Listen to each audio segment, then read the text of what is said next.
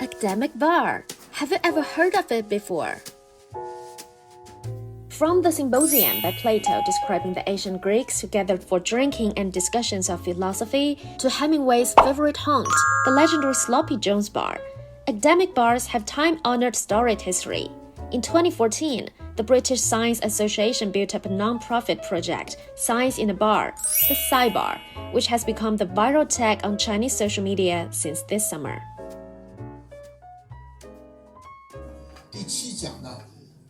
This is not a lecture or seminar in a college campus. With some alcohol, these young men are cupping knowledges in the bars, covering laws, science, philosophy, and more subjects. And this academic bar located in the Wudaokou area in Beijing has become the haunt for students from many top universities after school. 我是中国科学院大学的。清华大学，我们都是学教育学的。我是来自北京邮电大学计算机专业的。我们是人民大学的智慧学院的学生。在这边的话，你就可以喝饮料，然后就是听老师慢慢畅谈。我觉得这也是我们教育学可能会关注的一个新的教育的方式。学术酒吧的这个过程中，其实是重塑了很多关于那种师生这些元素。然后很多时候我们都是在跟组内的老师和同学进行探讨，但是很少的会以这种方式来进行这种学术交流。就是我不是带有某种目的性，或者说我一定是要把这个课给学好的这种功利主义去做的，我只是想要去拓展一下我的视野。酒吧是我们就是生活中比较感性的部分，然后学术是我们生活中比较理性的部分。It feels like I've truly gone back to my school days. Zhang Jianchen is the owner of this bar. With his partner Wang Tiejun, they have held nearly 20 events for academic bars so far. We started our academic bar events in June. For the first event, we welcomed over 20 attendees, which was unexpected. Our average number for attendees is about 60.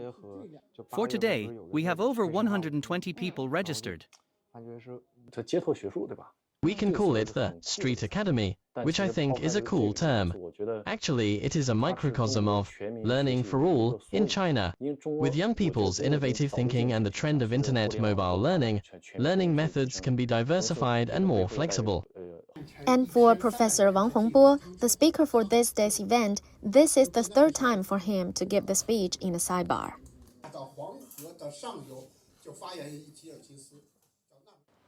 I prefer to reach out more young men in such an occasion.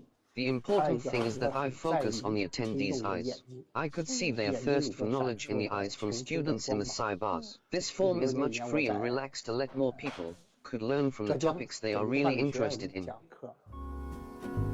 And in Shanghai, the city with bistro culture, was the origin place of the SciBars in China. Different from the Universe Salon in Wudaokou, the academic bar in Shanghai called Freedom Island Club gathers more young white-collar workers. The cost has also changed from no threshold consumption to a ticket with 128 yuan at least. The topics of today's two lectures are AI and architecture. Both speakers, Wang Yuge and Dai Ping, are the related practitioners. I think AI-related contents need to be shared and spread. Personally, I prefer offline communication and interaction. Academic bars offer more interesting ways for me to interact with my audiences, which is appealing. I think the SciBar for me is more like the talk shows in the third space rather than academic activities. In fact, it is closely related to the rat race and the anxiety of younger generation currently.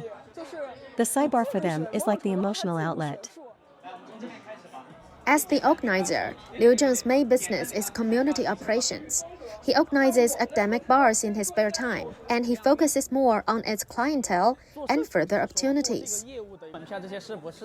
Our clientele is mainly in the 25 to 35 age group, and they usually come here to decompress and expand their social circle. Our original intention is to help people build more social links through academic bridges. As the community gradually expands, more business development models can be explored.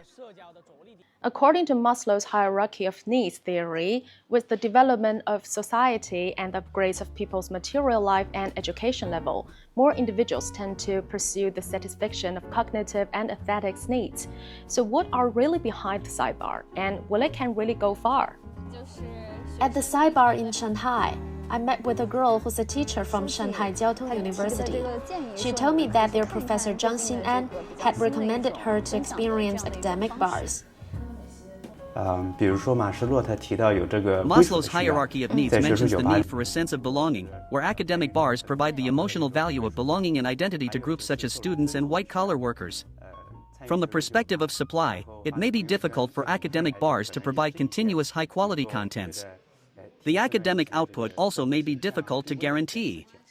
To become a sustainable business, it needs professional investors and operational institutions to create greater operating value with long-term cash flow income and stable profits. Data from Meituan platform show that since October this year, the searches for academic bar have increased by 142% on a yearly basis. Initially, it is valuable to our society. I'm going to keep doing the SciBars. An optimistic sign is that more and more people will participate, and the more participants there are, the more likely the academic bar will survive. We didn't set out to make money. Academic bars are relatively unprofitable.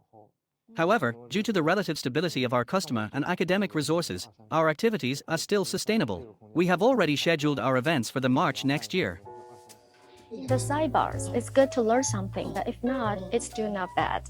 More attendees are coming, more reflection and discussions are happening here, and maybe that's the real point of it.